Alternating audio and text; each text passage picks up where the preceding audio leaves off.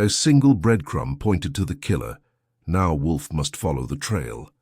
Welcome to Marple Mysteries. I am your host, Harrington. I'd love to know, where in the world are you listening from? Your responses always brighten my day. Here we go. If I had $1 for every time someone rang the doorbell with desperation in their voice and crumbs on their collar, I'd have more socks than I already do, and my drawer would file a complaint. But that Wednesday morning was special. The man at the door wasn't just wearing crumbs. He was crumbs. A walking loaf of artisan anxiety in a flowered apron and eyes like burnt sugar. I opened the door just wide enough to keep the draft out and my suspicion in. Yes? Archie Goodwin, he asked, voice stiff like a scone left out too long. That's what the taxman calls me. Who are you? My name is Elliot Vetter. I own Vetter's Boulangerie in Soho. I was told, I need Mr. Wolfe. You don't say. People needing Wolfe is nothing new. But the fact that he'd been told so? That pricked my ears like a match to a gas leak. I sized him up. Mid-30s, powdered with flour in all the wrong places, shoes scuffed, one corner of his apron folded, over like he'd tried to make himself presentable and ran out of time. A man who needs more than dough. I stepped aside. Come in, but fair warning, if you brought anything gluten-free, you'll be thrown out. Inside, the house was its usual self, silent as a closed case, with orchids humming softly in there. Upstairs, Kingdom and Fritz downstairs defending the sanctity of breakfast. I led Vetter through to the office. Wolfe was in his chair, planted like the root of all reason, eyes closed, fingers arched beneath his chin. If he knew we were coming, he didn't let it show. I cleared my throat. A baker, sir, says he's in distress. I didn't smell blood, but something's been burnt. Wolfe didn't open his eyes. Bakers often mistake their own errors for sabotage. Tell him to see a consultant. I would, I said, but he looks like a man who's already tried and found their advice half-baked. That got him. Wolfe's eyes opened, slowly, like curtains parting before a stage show he wasn't sure he wanted to see. Mr. Vetter, Wolfe said, voice curling around the syllables like steam around fresh bread. You may speak. Vetter clutched his cap like it might protect him. I think someone's trying to destroy my business, or me, or both, and I don't know why. That last part, I don't know why, was what did it. Wolfe could resist drama, scandal, and 1,000 varieties of idiocy, but pure confusion, that was bait on a silver hook. Wolfe sighed. Mr. Vetter, sit. He did. Perched, really, like a man who'd been chased by ghosts and then offered tea. Begin, Wolfe said. Vetter cleared his throat. It started small. First, our signature sourdough began coming out wrong, dense, flat, as if the culture had died, but we checked everything. Then customers began complaining about their orders being wrong. Birthday cakes with misspelled names. Wedding orders arriving a day late. It wasn't sabotage at first, just mistakes. But I know my team. They're precise, proud. This past week we had a break-in. Nothing taken, but our kitchen was ransacked. Then yesterday I found a note. In my office, no envelope, no signature, just one line. He reached into his coat and handed me a slip of paper. Let the bread fall where it may. It wasn't much, but it had the right aroma. A hint of menace with a sprinkle of literary flair. Wolfe took it from me with 2 fingers squinting. And you have no enemies, he asked. I'm a baker, not a banker, Vetter said. Or so I thought. That's a non sequitur, Wolfe said dryly. Your industry does not preclude animosity. Who stands to gain from your failure? I've considered that. We're opening a second location in Williamsburg. Some competitors aren't thrilled, but this feels personal. Indeed. Wolfe closed his eyes again. Archie? Yep. Find out who this man works with, who he employs, who he pays rent to, who he's disappointed. Understood. Wolfe opened his eyes again. Mr. Vetter, you may leave your details with Mr. Goodwin. You will return. Tomorrow at 3 with a list of all your employees and any known rivals. Do not inform them of this visit. But you'll take the case?" Wolfe shifted in his chair. "You have brought disorder into my home. I must restore equilibrium. That will require understanding the design of the chaos." I escorted Vetter out. As he descended the front steps, brushing flour off his sleeves, I couldn't help thinking one thing. This wasn't about bread, it was about crumbs, and whoever had left them behind hadn't finished the recipe yet. The next morning I was sitting at my desk pretending to work while actually rereading a memo I'd written about a week ago that I was pretty sure Wolfe had never glanced at. Fritz was in the kitchen humming something German and aromatic, and Wolfe, as ever, was upstairs communing with his orchids and avoiding life. At precisely 2:58 p.m., the bell rang. I opened the door to find Elliot Vetter standing there again. Same, apron, less flour, but this time with a shadow, one that had hair the color of espresso, lips drawn in a tight line, and a posture that could have sliced cheese. "My assistant," Vetter said quickly, stepping inside as I opened the door wider. "Lana Morrissey. She manages operations." Lana didn't offer a handshake, she offered a look. It said, "I don't want to be here, but I'm watching everything." "Come in," I said, leading them through to the office. "The monarch is on his throne." Wolfe was in his chair, of course, reading the Atlantic Monthly and pretending not to listen. The moment we entered, he lowered the magazine, glanced once at Lana, and nodded. "Mr. Vetter, you are punctual. Commendable, and this is—" "Lana Morrissey," she said crisply, folding her arms. "I'm the one who's been putting out the fires he can't." Vetter flinched at that, like he wasn't sure if it was an insult to her or him. Wolfe inclined his head, minimally. "You object to this consultation?" "I object to not being told about it until this morning," she said. "But now that I'm here, I'd like to understand what you're hoping to find." Sabotage is a heavy word. Wolfe's lip curled. "Miss Morrissey, I have undertaken this inquiry under the assumption that either a criminal mind or a deviant. Compulsion is at work.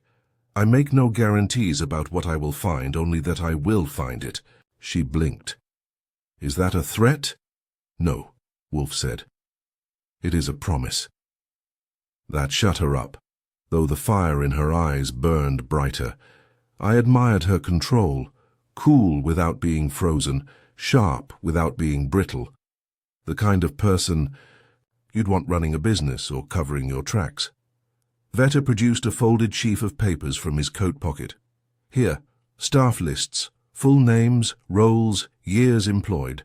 I also included our landlord, suppliers, and major competitors, and Lana's idea. We've noted who had access to the building after hours." Wolfe extended a hand for the pages, scanning them quickly. I watched his eyes flick across names. 2 bakers, a pastry chef, 2 front-of-house servers, a dishwasher, a night cleaner, and Lana. "And this—" "Gabriel Tice," Wolfe murmured. "Your night cleaner. New?" 3 months, Lana replied. "We hired through an agency. Background check was clean." Wolfe set the papers down. "Miss Morrissey, if you are indeed the operational mind behind Mr. Vetter's establishment, then you are best positioned to answer this. How well do you know your people?" She frowned. "I'm not in their homes, if that's what you mean." "I mean, would any of them have a reason, subtle or not, to wish your enterprise ill?" Lana exhaled slowly. "It's a bakery, Mr. Wolfe, not a mob front. Our staff are loyal, underpaid maybe, overworked definitely, but they care. Care is not immunity," Wolfe said. "It merely delays betrayal." I was about to ask if that was embroidered somewhere in his socks when Wolfe flicked a finger. "Archie." "Yep. Go." "To Vetter's. I want eyes on the operation. Speak to these employees, observe them. Take note of anything out of place. You know the signs." "You mean pretend to be ordering a croissant and sniff around until someone gets nervous?" "As always, your eloquence astonishes." I stood. "Want me to ask about breadcrumbs while I'm at it?" Wolfe ignored that. Mr. Vetter, Miss Morrissey, thank you. Return tomorrow at the same hour. I will have questions. I walked them out. Vetter looked relieved. Lana less so. As they reached the door, she turned to me. Be careful who you dig into, Mr. Goodwin. Some of us are buried, too deep to move without breaking. It wasn't a threat. It was a fact. She left me with it. 20 minutes later, I was downtown in front of Vetter's Boulangerie. A clean white storefront with hand-painted lettering and a line out the door. Inside, the scent could melt your wallet. It was cinnamon, caramel, fresh yeast and pride. I stepped in, played the curious customer, and ordered a pain au chocolat and a coffee. The woman behind the counter smiled with automatic charm. Her name tag said, Alyssa. She handed me my pastry and made eye contact. First time here? Is it that obvious? Only because I'd remember you. Flirtation aside, she was good at her job. Alert, pleasant, smooth. I jotted her name down and sat at a corner table where I could see both the counter and the kitchen window. 15 minutes of coffee sipping and people watching later, I spotted two figures emerging from the back. One was tall and lanky, with hair that looked like it hadn't met a comb since 2019. The other was short, broad, and moved like dough that had learned to punch back. That was Gabriel Tice. Had to be. He wore the uniform loosely, like a costume, and glanced around the room without seeing anything. Distracted or just bored. I couldn't tell. The other guy, the tall one, was chewing his fingernails and muttering to himself. He passed behind the counter and headed upstairs. Probably the pastry chef. I stood, tossed my cup, and circled the block to the back alley. 2 deliveries were happening, a flour truck and a produce van. No security cameras, no locked gate. Anyone could walk in at night. That wasn't unusual for the city. But in this case, it mattered. I made another pass inside and stopped Alyssa for a napkin I didn't need. Hey, I said casually, is Mr. Vetter around? She hesitated. He's not on the floor much anymore. Leaves things to Lana. Understandable, I said. Smooth operation, she smiled. We try, let me guess, you're not a food critic, are you? No, I said, but I've got a nose for things that smell off. That got a flicker behind her eyes. She didn't ask me to explain, just handed me my napkin and turned back to the counter. By the time I got back to the brownstone, it was evening. Wolfe was in the dining room with a plate of duck confit and a mind that didn't like being interrupted, but I interrupted anyway. Preliminary impressions? Not sloppy, I said. Staff are trained. The girl up front, Alyssa, is quick, professional, and too good at small talk. Gabriel Tice looks like someone trying not to look like anything. No cameras at the back door, deliveries come daily. Anyone with a plan could walk in, bake chaos, and leave. And the assistant? Lana Morrissey runs that place like a military kitchen. But she's coiled, too polished. She doesn't flinch. She anticipates. I'd say she's hiding something. Excellent, Wolfe said, taking a sip of beer. We will speak to her again. What about the note? Patience, first we observe, then we trap, and the motive. That, Wolfe said with a faint smile, will rise in due time. He turned back to his duck. I left him to it, thinking not about food, but about crumbs. Whoever had left them behind hadn't meant to vanish, they'd meant to lead. The next morning began with Fritz banging pots in the kitchen like he was auditioning for a percussion quartet. Wolfe would call it music. I called it a warning that breakfast was imminent, and skipping it would be seen as a moral failing. At 11 sharp, I entered the office with fresh notes and 2 stiff knees from traipsing around Soho sidewalks the day before. Wolfe was at his desk with a tome on Mesopotamian agriculture open, which probably had less to do with barley yields and more to do with escaping my recap. He looked up, not with interest, more like resignation. Well? he asked. I scoped the staff, the layout, the security, which, by the way, is non-existent unless you count a strongly worded sticker on the back door.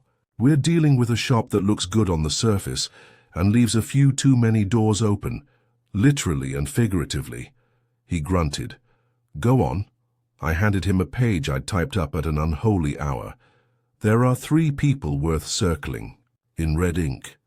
First, Alyssa, front of house, all smiles, but I got the feeling she's memorized every regular's habits, the way a pickpocket memorizes coat depths.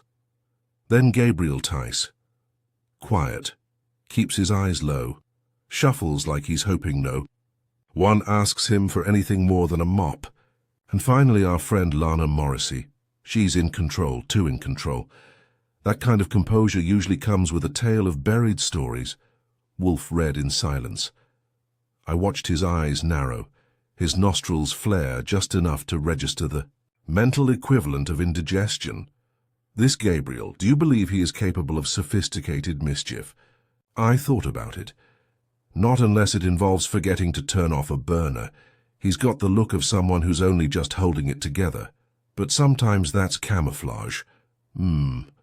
Wolfe tapped a finger against the desk. You will return there today. Speak to Miss Morrissey again. This time do not approach as a casual observer. Approach as a man with inconvenient questions. Such as, ask about turnover, disputes, past employees. Inquire into Mr. Vetter's former partners, if any. Find her fault lines. Chisel, not sledgehammer? Do not be cute, Archie. You are always a chisel, whether you realize it or not. I gathered my coat and hat, wondering if it would rain. By 2 o'clock I was back at Vetter's boulangerie. This time I didn't start. With pastry. I walked in through the front, nodded to Alyssa, who clocked me immediately, and asked to speak to Lana. She's in the office, Alyssa said, tight-lipped. I'll check if she's available. I took a seat near the window and watched. A toddler smeared jam across a table, while his mother sipped espresso and contemplated life's mistakes. Lana emerged from the back in under 3 minutes, her heels sharp on the tile. Mr. Goodwin, she said, crisp as ever. You're persistent. It's a character flaw, I said, standing. Have a minute? She led me to the back office, a tidy room with clipped lighting and a framed certificate from a culinary business institute I'd never heard of. She sat behind the desk like she'd built it herself. I assume this is part of your investigation? She asked. Not mine. Wolfe's. I'm just the feet. And sometimes the nose. What can I do for Mr. Wolfe's nose? I took out my notepad. We're trying to understand motive, and motive means tension, so I'm going to ask you some blunt questions. If you prefer not to answer, feel free to blink slowly and change the subject. Her lip twitched. Go ahead. Have there been any recent firings? 1, she said. 2 months ago. Front of house server named Colin. Chronic lateness, a bit of an attitude. Nothing major, but we run a tight ship. Did he leave? Quietly? No. He called Elliot weak and me a robot, then posted a nasty Yelp review under a fake name. We reported it. Any ex-partners? Romantic or business? She hesitated. Both? Elliot had a business partner when he started, Roland Gervais, silent investor type. They had a falling out last year. Details were private, but I gathered it involved creative control. Gervais cashed out and moved to Miami. And you? I don't discuss my personal life at work. I raised an eyebrow. She held my gaze without blinking. Not defensive, just sealed off. What about the staff? Anyone having personal issues? Someone falling behind? Friction? She leaned back. This is a bakery, not a confessional, but yes, there's tension. Long hours, fatigue. Gabriel is behind on rent. Alyssa's been testy since we cut Sunday hours, but nothing unusual. It's a high-pressure environment. That's usually where cracks show. Her expression shifted just slightly. What are you suggesting? I'm not. I'm collecting. I stood. That's all for now. Tell Mr. Vetter I'll need to speak with him again. He'll be thrilled, she said dryly. But she walked me out all the same. I left the bakery and walked 2 blocks to a bench facing a dog park, called Saul Panzer. Saul, I said when he picked up. Need a background run. 2 names. Roland Gervais, former investor in Vetter's Boulangerie. And Colin, no last name yet, but he worked front of house, fired 2 months ago, ask around. On it, Saul said, as if I'd asked him to water the plants. By the time I got back to the brownstone, Wolfe was back in the office with a glass of beer and that look that meant he had been thinking and didn't like where it was going. I gave him the rundown. He listened, fingers steepled, eyes closed. She's defensive, I said, but not scared. More like someone guarding a very particular version of the truth. A symptom, Wolfe murmured. But of what? He opened his eyes. Did you note her word choice? I noted a few things. She said Gabriel is behind on rent. Not struggling, not broke, behind. That implies she's tracking something she's not responsible for. I frowned. You think she's involved in his finances? I think she's keeping tabs, and people who keep tabs usually want something. The phone rang. I picked it up. Goodwin. It was Saul. Got something on your ex-employee, Colin Marks. 27, used to work at a gastropub before Vetter's. Fired from there too, same issues. Here's the interesting part. He filed a labor complaint after he was let go from Vetter's. Claimed verbal abuse and unpaid overtime. Case was dismissed, but it was close. Got some blog traction. Vetter settle? Unofficially. But it left a bad taste, and Gervais, still in Miami, still bitter, started a chain of fast, fresh bakeries, cheap, trendy stuff, publicly claims he invented Vetter's brand. Could just be ego, could be more. I thanked him. And hung up. Wolfe opened his eyes again. Well, I told him. He grunted. 2 plausible grievances, 1 small, 1 strategic. And still, neither feels quite right. I nodded. There's a wrong note in the harmony, but I can't place the instrument. Then keep listening, Wolfe said, and tomorrow you will speak with Mr. Vetter again. Probe the history with Gervais, and ask about money, always money. He stood with effort, grumbling. It is intolerable, he said, that someone is using my time and intellect to solve a matter involving overcooked flour and human folly. But now that they have, they will pay for the privilege. He left me with that and the soft creak of the stairs under his weight.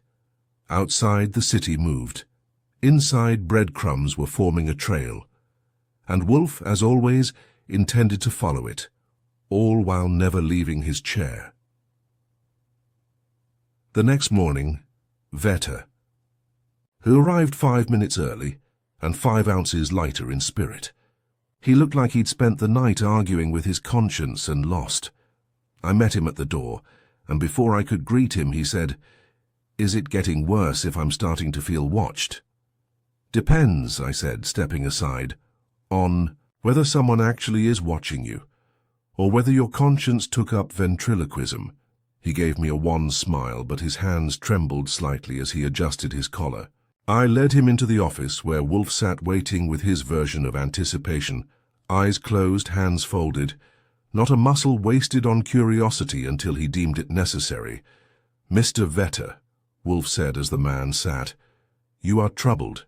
Elaborate, Vetter." Exhaled. Yesterday, after I got home, someone had slipped something under my door. It was a menu from our bakery, but the items were altered. He produced the sheet from his coat and passed it to me. I unfolded it and read, "Bitter Truth Tart, 450 Sabotage Soufflé, collapses when ignored. 6 whereas pain, blackmail, best served cold, 325. Morrissey's mistake, market price, I." Handed it to Wolfe. He studied it without expression. "You live alone?" Vetter nodded. "Anyone else has access to your apartment building?" "Just the tenants.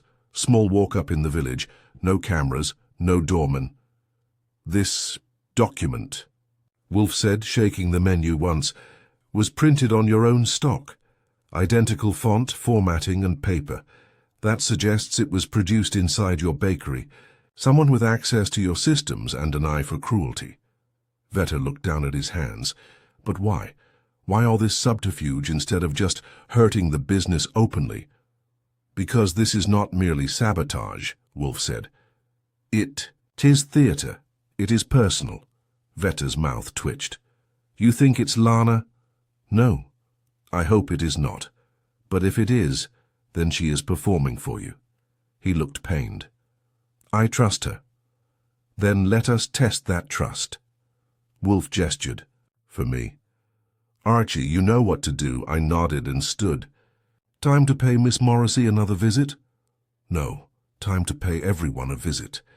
That afternoon I returned to the bakery under a different pretense, official this time. Lana met me with her usual crisp exterior, but her tone had frayed, slightly, as if my presence was beginning to wear at her inner threads. You again? She said. If this continues, I'll have to put you on payroll. I'll need 10 minutes with your entire staff, I said. Individually, just a few questions, standard procedure. She didn't flinch. Elliot approved this? Wolfe did. That's all the approval I need. She led me to the back. The staff were finishing prep for the late afternoon lull, and I took them one at a time in the storeroom with the door ajar, enough privacy to speak freely, not enough to hide mischief.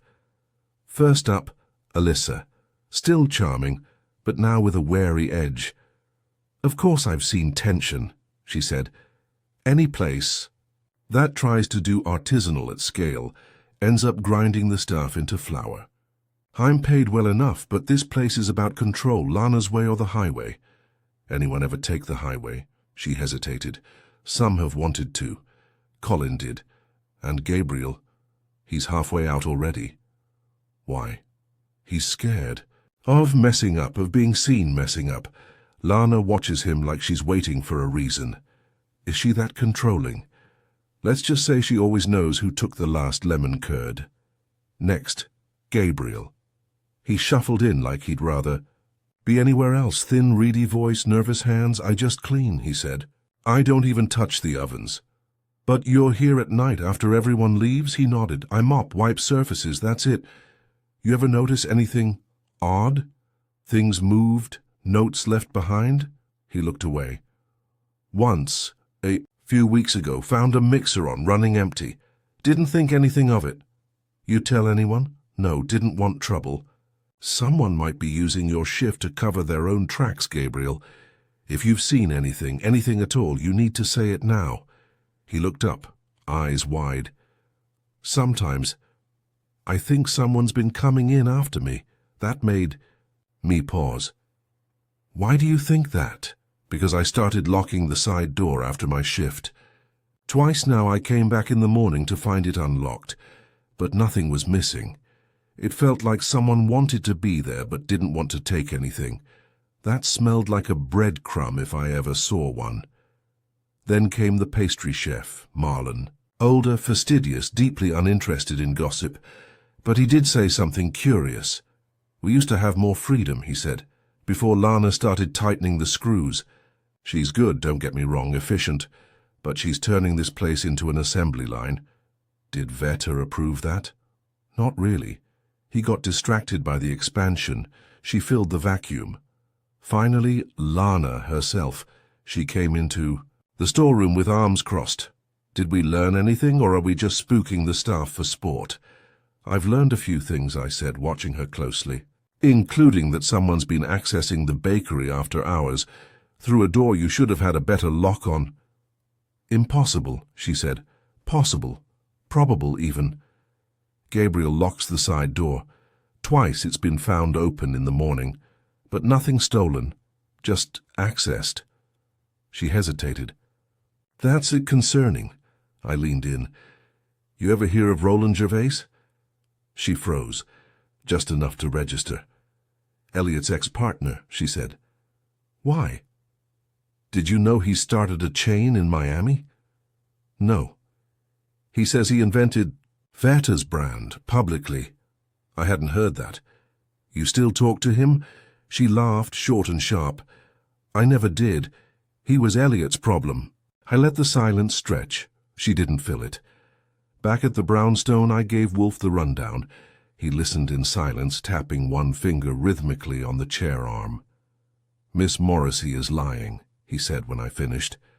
She knows Gervais is active, and she knows more about these late-night incursions than she admits. You think she's behind the unlocked door? No. I think she knows who is. He stood, miraculously, and moved to the desk. We will force a confrontation. But not yet. Not until we bait the hook. With what? With leverage. The phone rang. I picked it up. Goodwin. It was Saul. Got more on Colin Marks. Turns out he filed that labor complaint with help from a private consultant. Guess who paid her retainer? I waited. Roland Gervais. That sealed it. I hung up and turned to Wolfe. The ex-partner's bankrolling the disgruntled ex-staffer, and we've got someone entering the bakery at night without a trace. Excellent, Wolfe said. Now we invite the players to the stage. For what? He allowed himself a tight smile. For subtle trespass. That evening the brownstone felt tighter than usual. Maybe it was the rising humidity, maybe the knowledge that we now had not one but two cooks in a revenge kitchen. One passive, one potentially very active, and Wolfe, as always, refusing to budge more than 4 inches from his chair. He spent the next morning in near silence, not because he had nothing to say, Wolfe never lacked words, but because he was occupied with what he called strategic digestion, not of food, of facts. I brought him a revised list of bakery staff, complete with shifts, phone numbers, and a rough outline of where each had been the night before. Gabriel had clocked out at 10:17 p.m.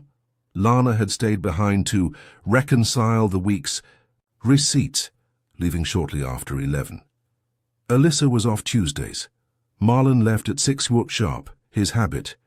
No one officially had been there past midnight, and yet the side door lock had once again been found unlatched this morning. Wolfe examined the list with the gravity most men reserve for wills or chessboard endgames. Then he handed it back and said, "Tonight we trespass." I raised a brow. "We?" He gave me a look so glacial it could have preserved leftovers. "You, of course." With Mr. Panzer. That was how I found myself, shortly after 9 p.m., slipping on a black windbreaker and meeting Saul Panzer 3 blocks away from Vetter's boulangerie. Saul was already leaning against a lamppost, reading Popular Mechanics like a man waiting for a cab rather than a rendezvous. "Evening," he said, folding the magazine and tucking it under one arm. "Wolfe's treating this like it's the Vatican Vault. Wolfe treats everything like it's the Vatican Vault. Only difference is the wine pairing. We made our approach just after 10:15. Gabriel had finished up and left via the rear exit, his usual shuffle intact. I gave him a polite nod and waited until he turned the corner before slipping into the alley with Saul behind me. The lock on the side door was exactly as described, cheap, symbolic, and about as secure as a paper envelope. Saul had it open in 9 seconds flat. We stepped inside and paused, ears cocked. The bakery hummed in that peculiar after-hours way, fridge motors, distant pipes, the occasional tick from cooling metal. No voices, no movement. We stayed low, kept to the shadowed corners. Saul moved ahead and checked the kitchen. I scoped the office and dry storage. At 10:44 the door creaked open again. We froze. Soft footsteps. One person, not Lana, not Vetter. These steps didn't carry authority. They carried hesitation. We watched from our hiding place behind a rack of metal trays. The figure moved into the light, tall, narrow-shouldered, with a baseball cap pulled low and a paper bag in one hand. He crossed to the office, took out a key, and let himself in. I whispered, "Colin." Saul nodded once. Inside the office, we saw the glow of a computer screen. He was typing, quick, nervous, a few clicks. Then he removed a flash drive from his coat pocket and inserted it into the machine. We waited. 5 minutes later, he stood, checked the hallway, and stepped back out, turning toward the walk-in refrigerator. We followed, silent as regret. He opened the fridge door and disappeared inside. I followed immediately, careful not to make a sound. He was crouched over a flour sack, pulling something from behind it, another paper bag. He didn't hear me until I spoke. Lose something? Colin jumped like he'd touched live wire. He whirled, the bag falling from his hand. It hit the floor with a soft clink, glass inside. What the hell? Who? Archie Goodwin, I said. Licensed investigator. This here is Saul. Panzer. We're the official welcoming committee for people who unlock side doors they don't own. His mouth opened, then closed. His face was pale, mouth twitching. I didn't take anything, I swear. No, I said. You left something. What's in the bag, Colin? He hesitated. Saul stepped forward, picked it up, and drew out a small jar with a blue lid. I recognized the label, homemade vanilla paste. An expensive kind Veta bragged about sourcing from Madagascar. I took the jar, opened it, and sniffed. Smells enough. Laced, Saul murmured. I'll bet money. Colin looked from one of us to the other, desperation mounting. It wasn't me. I mean, it was me, but I didn't start it. I was just told to leave that here. By whom? I asked. Colin hesitated. Saul stepped closer. Listen, right now, this is breaking and entering, tampering with food, and corporate. Sabotage. That's a jail cell with a view of vending machines. But if you talk now, Wolfe might be willing to pass the message along before the cuffs go on. Colin cracked. It was Gervais, he whispered. Roland Gervais. He tracked me down after I got fired. Said if I wanted to even the score, he had a plan. He gave me a new phone, instructions, said I'd just be a delivery boy. I didn't ask questions. You didn't need to, I said. You were angry and someone offered you a script. He said to print a fake menu. Then start planting things during my visits. Small at first. Nothing lethal. Just enough to cause a scare if anyone checked ingredients. He wanted whispers, doubt, health concerns. Nice, I muttered. He poisons the brand without ever entering the building. Colin was shaking. I didn't know it'd go this far. I didn't even use my own key. I got a copy from Gabriel. Paid him $200 for it. Said it was for baking practice. He didn't ask. Where's the flash drive? Saul asked. Colin reached into his pocket and handed it over. Back at the brownstone an hour later, we played it all back for Wolfe. Saul had already secured the flash drive, which was loaded with alternate versions of menus, altered recipes, and a spreadsheet titled Veta Public Sentiment Strategy. Wolfe sat in his chair, fingers pressed together as he listened. So, he said at last, a disaffected former employee used as a pawn by a former business partner, seeking retribution through psychological erosion of public trust, which, I said, translates to sabotage with a side of vanilla paste. And Miss Morrissey, I shook my head. Didn't seem involved, but she knew something wasn't right. I think she suspected Gabriel, maybe even Colin, but didn't want to rock the boat until she had proof, which we now possess. Gift-wrapped. Wolfe leaned. Pack, tomorrow at noon we gather the principals. Veta, Morrissey, Colin, and invite Gervais to join by telephone. Not in person. He would not come, but he will answer. He will want to gloat. I paused. Wolfe, what's the end game here? Wolfe's eyes gleamed. To prove that justice, even baked slowly, is best served with clarity. At precisely noon the next day, the office smelled faintly of cigars, damp wool, and Fritz's lunch preparations, braised lamb with rosemary. Wolfe hadn't touched a bite. That told you something about the gravity of the moment. Seated in a semicircle of tension across from Wolfe were Elliot Vedder, hunched and pale, Lana Morrissey, ramrod straight in her chair with one crossed leg bobbing like a metronome, and Colin Marks, looking like he was waiting for the trapdoor beneath his seat to open and swallow him whole. A small speakerphone sat on Wolfe's desk, silent for the moment, its presence ominous. Wolfe looked at the clock. "Mr. Goodwin, call Mr. Gervais." "I did, it rang once, Roland Gervais," said the voice that answered. Polished, unhurried, amused, like a man wearing monogrammed slippers while watching someone else clean his windows. "This is Archie Goodwin," I said. "I have Nero Wolfe here. He'd like a word regarding Vedder's boulangerie." A pause. "Ah, I've heard the name, and the reputation. Put him on."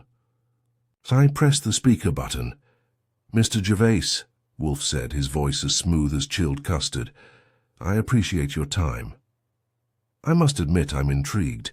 It's not often I get summoned to a conference call by a detective. Usually it's lawyers." "Yes," Wolfe said dryly. "They are noisier."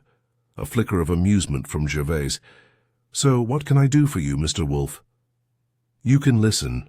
I will keep my remarks brief. I have before me 3 individuals, all connected to the bakery you once invested in and departed from under strained circumstances.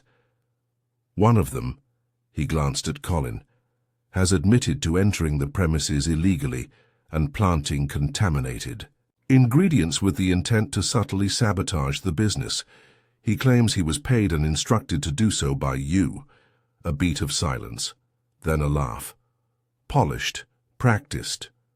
"Mr. Wolfe," Gervais said, "you're a man of intellect. Surely you don't expect me to respond seriously to such a wild accusation." "I expect nothing but clarity," Wolfe said. "You funded Mr. Marks. We have evidence, a flash drive containing fabricated menus and poisoned recipes, traced to your Miami IP. We have timestamps, email chains, and a payment trail from a shell, account belonging to a Florida LLC registered under your late cousin's name. All of it triangulates here." Colin blanched visibly. Vedder turned to stare at him, a combination of fury and heartbreak swimming in his eyes. "And you expect this to—" "What?" Gervais asked. "Force me into confession. I hired a consultant. He acted independently. I gave no instructions. What a contractor does after our arrangement ends isn't my responsibility." "You misunderstand," Wolfe said calmly. "I am not asking for confession. I am offering consequence." He paused. The room waited. "You aim to destroy a brand, not through litigation or acquisition, but through suggestion. You counted on doubt spreading like mold, on anonymous health complaints, whispered rumors, and a frightened clientele. Your method was theatrical, not economic, but you miscalculated. You underestimated Mr. Goodwin. And me." A snort came through. "The speaker. You think anyone's going to prosecute me over a jar of vanilla paste?" "No," Wolfe said, "but they will prosecute him." He gestured toward Colin. "And in court, Mr. Marks will be required to name his employer, provide his logs, his transfers, his correspondence, all admissible." "You'd sacrifice the boy to get to me?" Gervais asked, the smoothness cracking. For the first time, Wolfe's expression didn't change. "No, you sacrificed him. I'm simply pointing at the carcass." Colin's hands gripped the chair arms. "He said no one would get hurt, that it was just branding tactics. A stunt," Wolfe folded his hands. "And yet people were almost harmed. If that contaminated vanilla had reached production, if a child had eaten it, if a customer had reacted." Vedder was silent, jaw clenched, fists tight in his lap. "I want charges filed," he said finally. "Today." Gervais's voice was cold now. "You'll regret this. I made you, Elliot. That bakery was mine before you ever—" Wolfe cut him off. "You will receive a letter from the district attorney within the week. I suggest you use your ample resources to prepare. Good day." He reached over and disconnected the call. The room fell into a heavy silence. the kind that hangs after a blow has landed and before anyone realizes they've been hit. Colin stood suddenly, pale and sweating. I didn't know it would get like this. I just wanted him to help me make Vetter pay. I didn't mean to. No, Wolfe said, eyes like iron. You didn't mean to, but you meant enough to be dangerous. Colin looked at Vetter, whose face had turned from pale to blank. Lana, who hadn't spoken, now broke her silence. We should call the police. Wolfe nodded once. Mr. Goodwin will make the arrangements. Colin sagged into his chair like the wind had gone out of him. I left the room to make the call, dialing Inspector Kramer's office out of habit. 10 minutes later, 2 uniforms arrived to escort Colin downtown for a formal statement and likely charges. He didn't protest, just walked like a man who'd finally figured out what it cost to feel important for 5 minutes. When the door closed behind them, Lana stood. I should go, she said. No, Wolfe said. Sit. She hesitated, then did. You have been aware, he continued, that something was wrong for weeks. She nodded once. Yes. Why didn't you tell Mr. Vetter? Her jaw worked. Because he was already spiraling. The stress of the expansion, the delays in Williamsburg, the costs. If I brought him vague suspicions, it would have broken him. It nearly did anyway, Wolfe said. Secrets rarely cushion a fall. I was trying to protect the business. You were protecting your control, Wolfe said. That is not the same thing. Vetter, still slouched, looked up at her. Did you know it was Colin? No, she said honestly.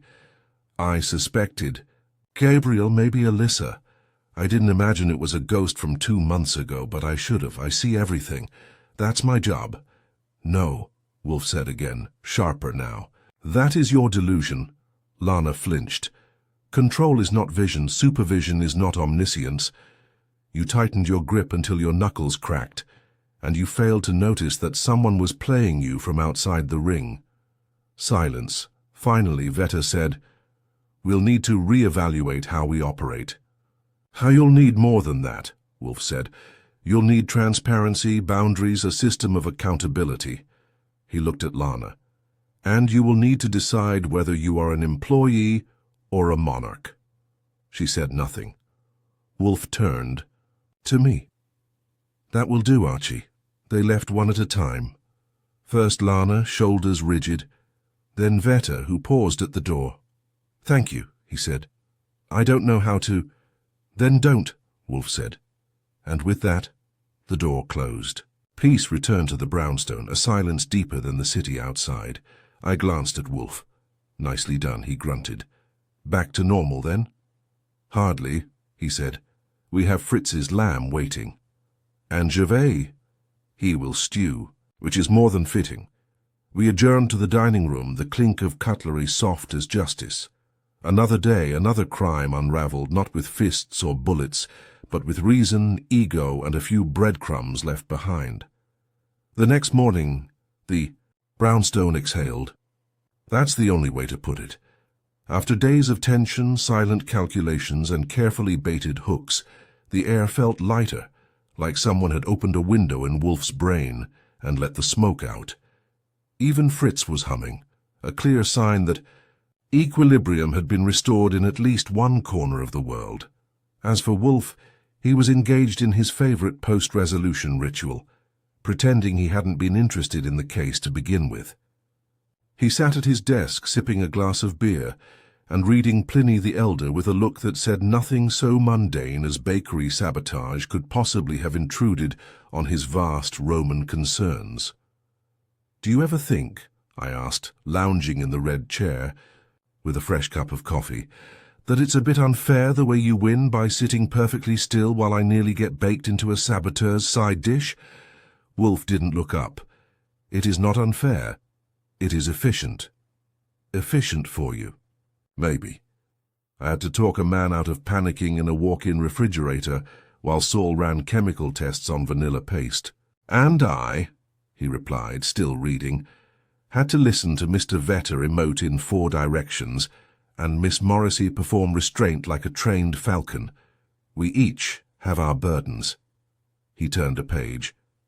You know, I said, there's something about Gervais I still don't like.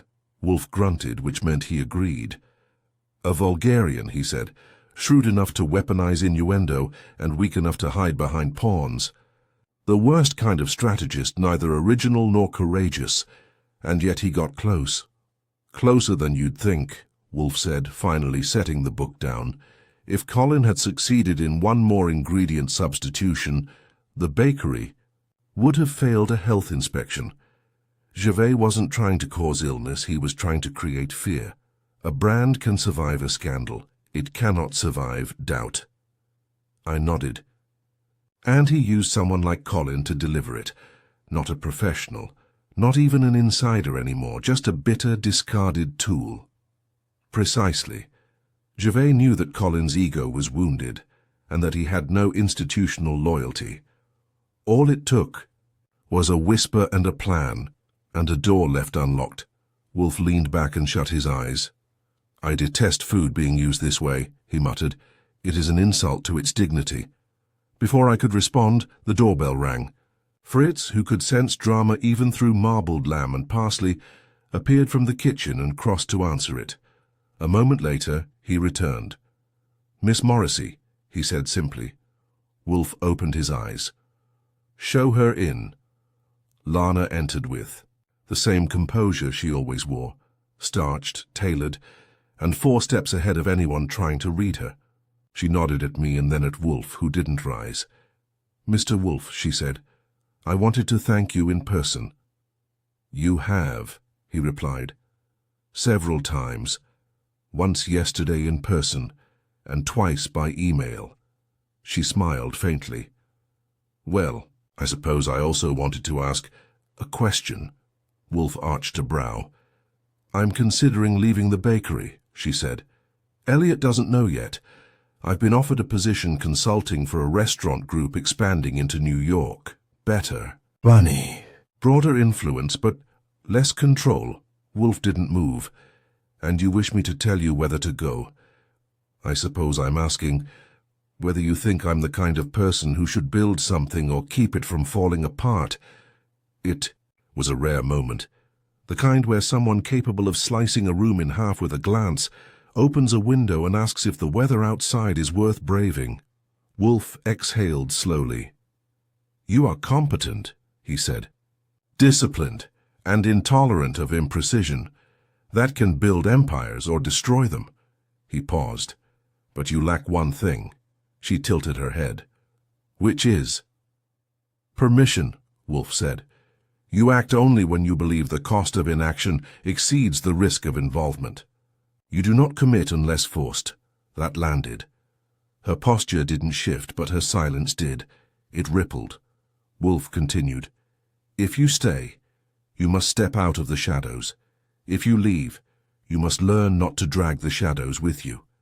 Either way, you will be formidable. Once you stop hiding behind responsibility and start choosing direction. I watched her take that in. You could almost hear her internal gears shifting. Thank you, she said softly. I don't think I expected that much honesty. Then you did not understand your question, Wolfe replied. She nodded once more and left as quickly as she had come. I leaned back. I give her 2 weeks before she tells Vetter. Then 3 months before she runs her own chain and sends you a pie shaped like a thank you letter, Wolfe snorted. It had better be competent pastry. The rest of the day passed in a lull. Saul dropped off a folder with the finalized statements from Colin, including corroborated timestamps, payment schedules, and a call log tracing 3 burner phones back to Gervais's Miami residence. I sent it along to Inspector Kramer, who called later to say charges had been filed, and that if Wolfe ever pulled him into a case about some damn cinnamon bun again, he'd start charging consulting fees. By dusk, the brownstone was silent again. The orchids were fed, the beer was cold, and Wolfe had drifted into that pleasant post-case mood that resembled a whale after a satisfying breach. Still enormous, still dangerous, but vaguely content. I poured myself a drink and sat across from him. "You ever think," I asked, "that the world's getting more theatrical? That the crimes are smaller but the performances are bigger?" "All crime," Wolfe said, "is a performance.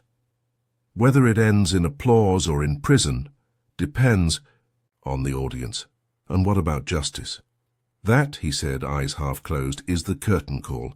We sat for a while in silence, the kind that only follows a case being cracked open and resealed.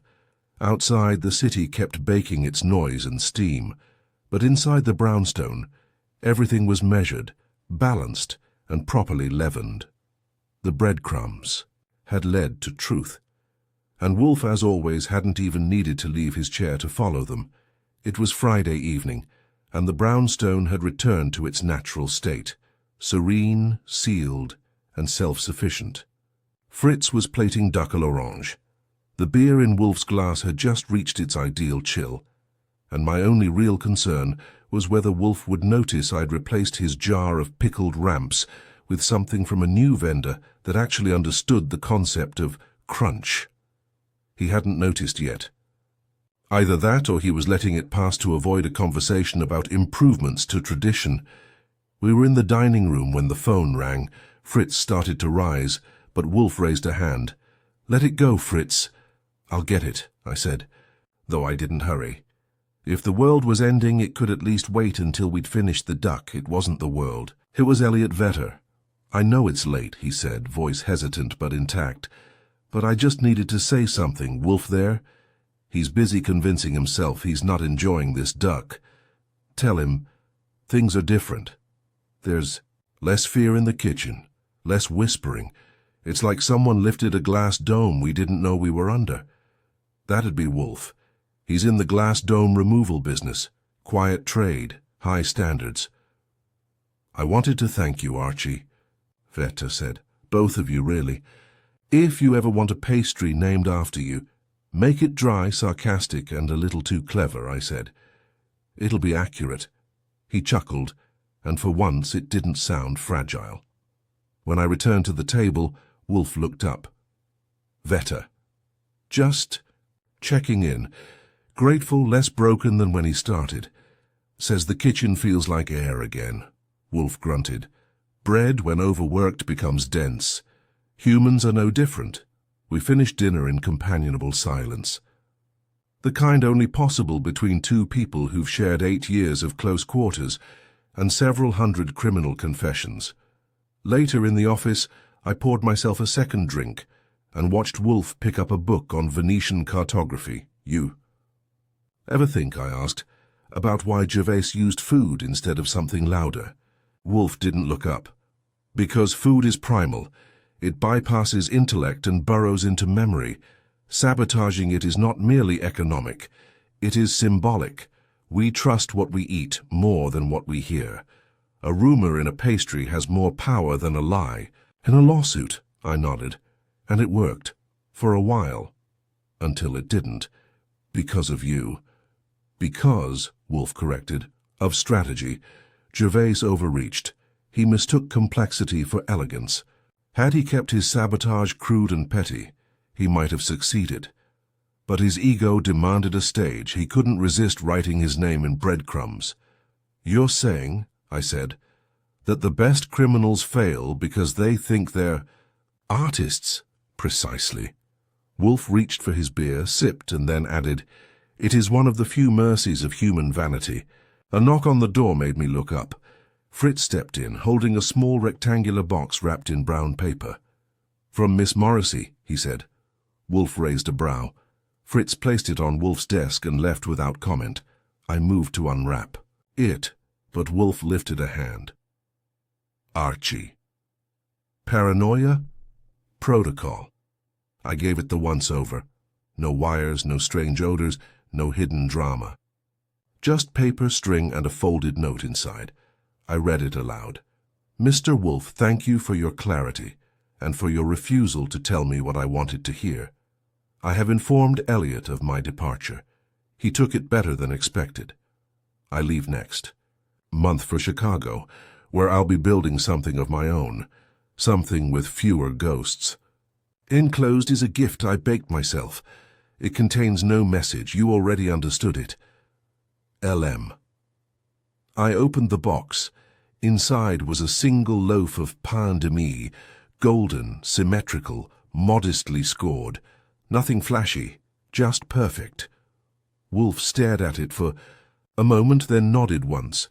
Finally, he said, "Someone who understands simplicity. I couldn't help it. Should I slice it now or build a shrine?" "No butter. I'm aware." He sat back in his chair and closed his eyes. "You know," I said after a pause, "you could have said something kind to her." "I did," he said. "I told her the truth." "People want more than truth, Wolfe. They should not." I shrugged. "Maybe not, but they do." He waved a hand. If she truly understood the gift, then she understood the silence. I leaned against the doorframe. "What about Colin? What happens to him?" "He will plead, likely receive probation, perhaps a sealed record if his advocate is persuasive. But his ambitions will sour. No one trusts a man who poisons food. And Gervais?" Wolfe opened one eye. "His next venture will fail. He will blame others. Eventually he will be forgotten." "And that's justice?" "That," Wolfe said, "is the recipe he chose." We sat for a long while after that. No cases, no clients. Just the silence of a room where truth had been extracted, examined, and sealed back up again. Wolfe eventually rose, muttering about his orchids. I stayed a bit longer, staring at the box on the desk. It occurred to me, not for the first time, that Wolfe didn't solve mysteries for justice or fame or money. He did it for something rarer.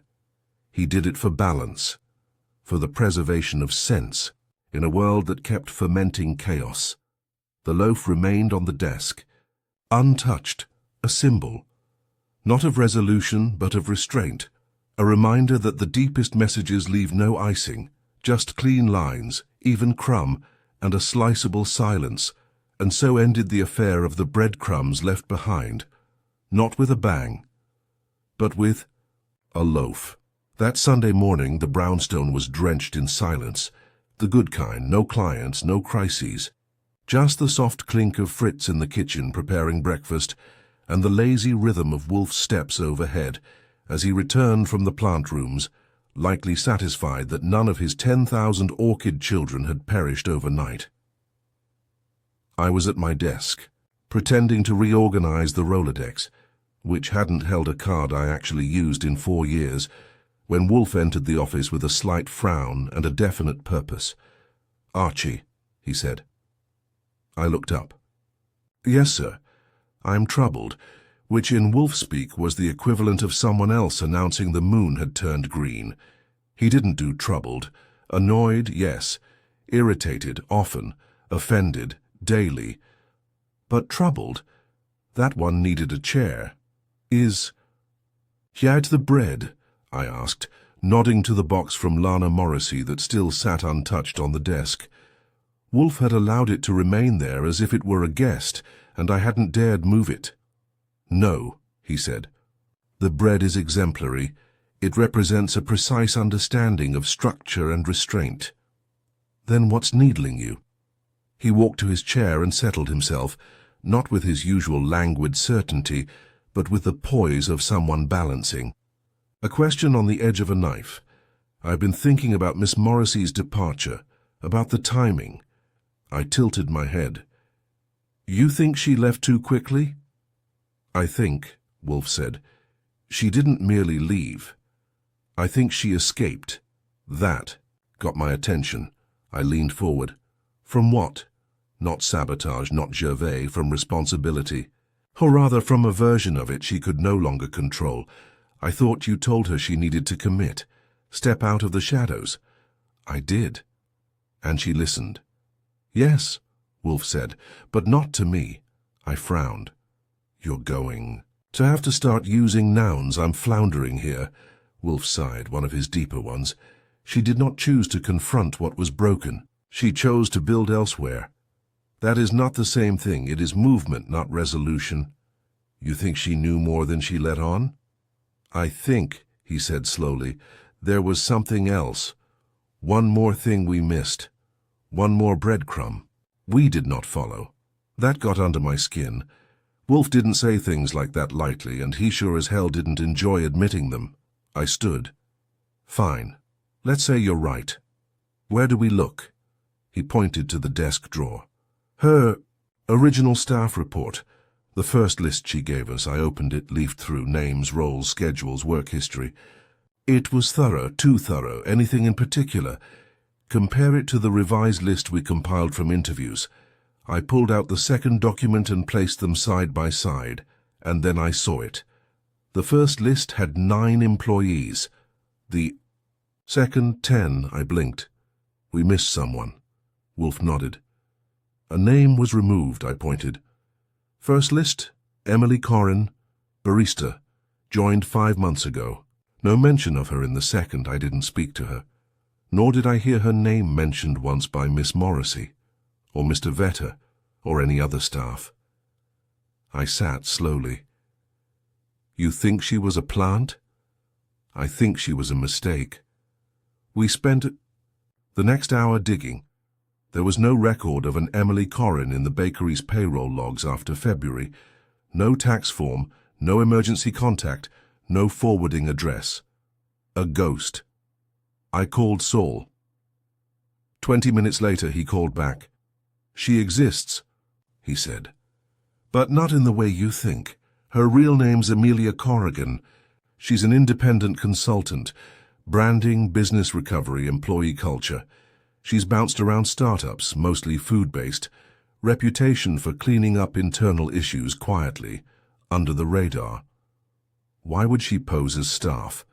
Because Vetter didn't hire her. Morrissey did, off the books, likely with personal funds, my guess. She brought her in when things started feeling off, but didn't tell anyone. That fit. I relayed it to Wolfe. She hired her own investigator, I said, but not to solve the sabotage, to solve people. Wolfe exhaled. Miss Morrissey was not caught unaware. She was preparing for war before it arrived. I rubbed my forehead. And once you exposed Gervais and Colin, she had no more use for secrets or ghosts. She eliminated the evidence of her own intervention, Wolfe said, including the consultant, because she didn't want credit. She wanted control until the moment she no longer did. I sat back. You think she walked away clean? I think, Wolfe said. She left behind a very tidy battlefield. There was something admirable about that, even if it made my neck itch. She used us. She trusted us, Wolfe corrected, to finish what she started without knowing what we weren't meant to see. He glanced at the bread box. That, he said, wasn't a thank you. It was closure. We sat with it, not angry, not betrayed, just intrigued. Sometimes the mystery isn't in what you're told, it's in what was deliberately removed. And in Lana Morrissey's case, the only clue she'd left was absence. Of a name, of a consultant, of herself.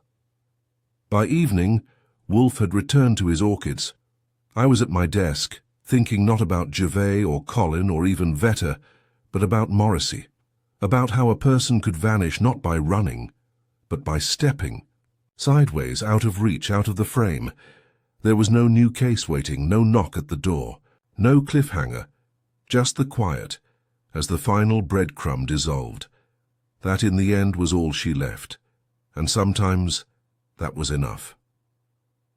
It was the following Thursday when the last piece arrived, not with fanfare, not with a phone call, but tucked, in an envelope hand-delivered by a courier who didn't stick around long enough for a tip. The envelope was cream-colored, unmarked except for Nero Wolfe, written in neat, assertive handwriting that bore a strong resemblance to Lana Morrissey's. I'd just returned from a trip to the post office. Wolfe insists on physical correspondence, for anything more serious than a thank-you note, and I spotted it on the table in the vestibule. I brought it in and laid it on Wolfe's desk. From our former monarch, I said. He didn't glance up from the index of a monograph on prehistoric fermentation. You are speculating. I opened the envelope anyway. Inside was a single sheet of paper and a printed receipt. I read aloud. Mr. Wolfe. No need to respond. I thought you might appreciate the conclusion of something I began without your knowledge. I did, after all, leave crumbs. This is the bill for Amelia Corrigan's services. She finished her work the week before you began yours. You uncovered. So the source. She mapped the fault lines. I tied the knot. LM. I handed him the invoice. Wolfe took it without comment, read it, and folded it once before setting it in his desk drawer. She paid the consultant in full, I said. Up front, which means she wasn't asking for results. She was asking for absolution. No, Wolfe said. She was buying freedom. Same thing? He shook his head. Freedom comes when you remove yourself from the architecture of guilt. Absolution requires someone else to do it for you. I considered that. You think she feels guilty? She feels finished. That's different. She built the bakery, she structured the system, and when it began to collapse under its own gravity, she hired someone to assess the interior before the wreckage fell. What I did was remove the final threat. She didn't even wait around to see if it worked. She knew it had. I sat across from him, letting it settle. You respect her, I said. He grunted. She's a rare breed. Strategic, but not sentimental. Capable of silence. She would have made an excellent executioner. Remind me not to get on her bad side. You already did, Wolfe said. She just deemed you harmless. That was comforting. I stood, stretching. So that's that. It is. No lingering questions. No unanswered motives. No secret twin bakers hiding in the basement. None that concern me. And the bread. Wolfe looked at the box, still unopened. It remains. You going to eat it? He closed his eyes. Perhaps one day, when I'm ready. I decided not to push. The day unfolded as most days at the brownstone do after a case has wound down. Languid, bookended by Fritz's culinary art, and punctuated only by Wolfe's occasional request for a reference volume, or my efforts to clear. Out the backlog of unpaid invoices from clients who suddenly became less responsive after their problems evaporated. But something stuck with me. It wasn't guilt. It wasn't curiosity. It was a kind of hum. The sense that the case had left behind a shape, a negative space, and like any good detective, even one who didn't pretend to be Wolfe, I couldn't resist poking at the outline. That evening, I took a stroll down to Vetter's Boulangerie. The line was shorter, the interior calmer. Alyssa greeted me like an old friend and didn't ask why I was there. I ordered a croissant and sat by the window. The place felt different, not just the absence of tension, but the presence of intention. Someone had claimed the air, not Morrissey, not Vetter exactly. It was Gabriel who caught my eye. He was working behind the counter now, not mopping. Wearing an apron, focused, confident, I waved him over. Didn't expect to see you in the front of house, I said. He smiled, shy but sincere. They asked me to try it, said I had good instincts. Lana left a note recommending me. I nodded. You like it? He looked around, then back at me. It feels real, like I'm finally in the picture. I didn't stay long. On the walk home, I thought about Wolfe's idea of balance, of how justice isn't always about catching the villain. Sometimes it's about setting the room right. When I returned, Wolfe was in the dining room, swirling a glass of Burgundy and waiting for Fritz to serve. I poured myself a whiskey and leaned against the doorframe. Gabriel got promoted. I said. Wolfe looked unsurprised. Lana recommended him before she left. Expected. He's happy, temporary, I chuckled.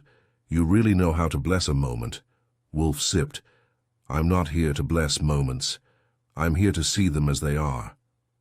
Well then, moment seen, I said, raising my glass.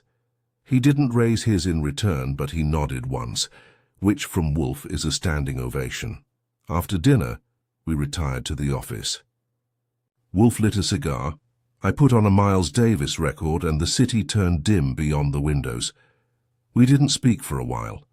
Then quietly, Wolfe said, "Do you recall the day the case began?" I nodded. Veta, covered in flour, looked like a souffle that lost a fight.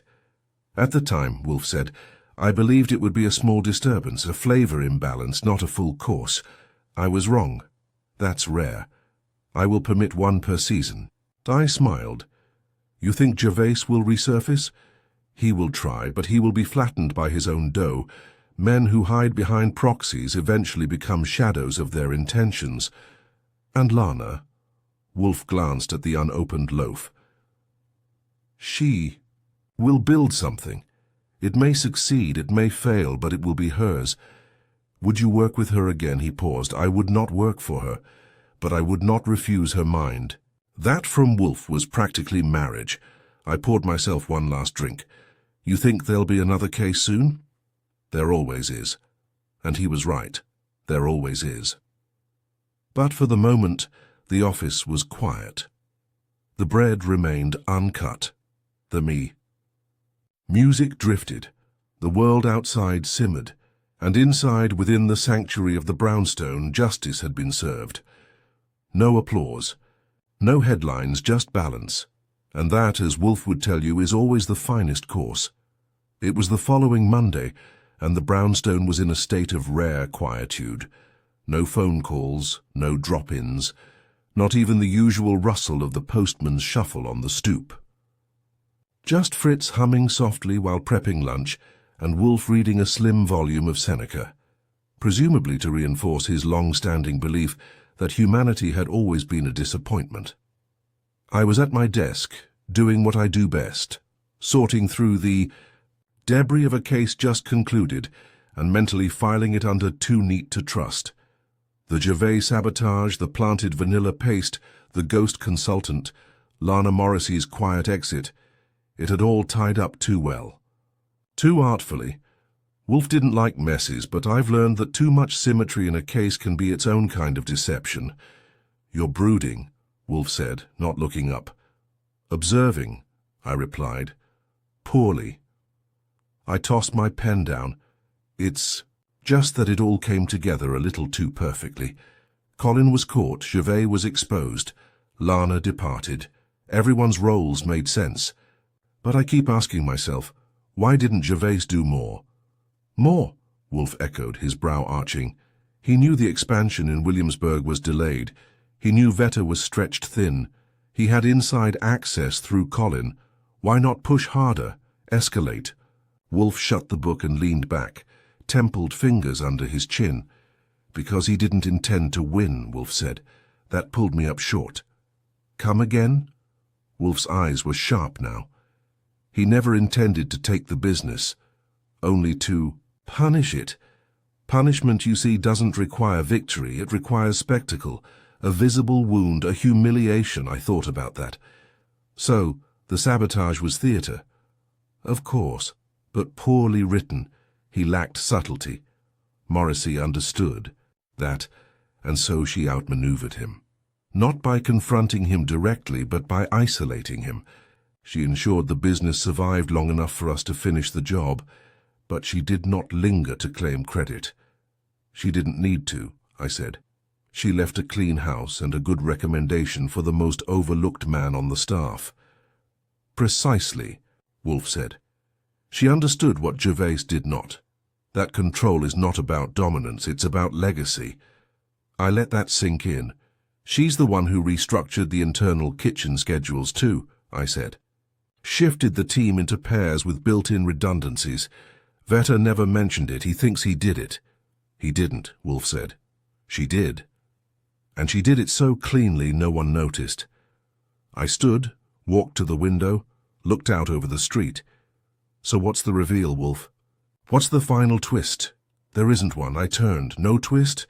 No, only the truth. The final breadcrumb isn't a clue, it's a choice. Morrissey chose not to burn the business down, though she could have.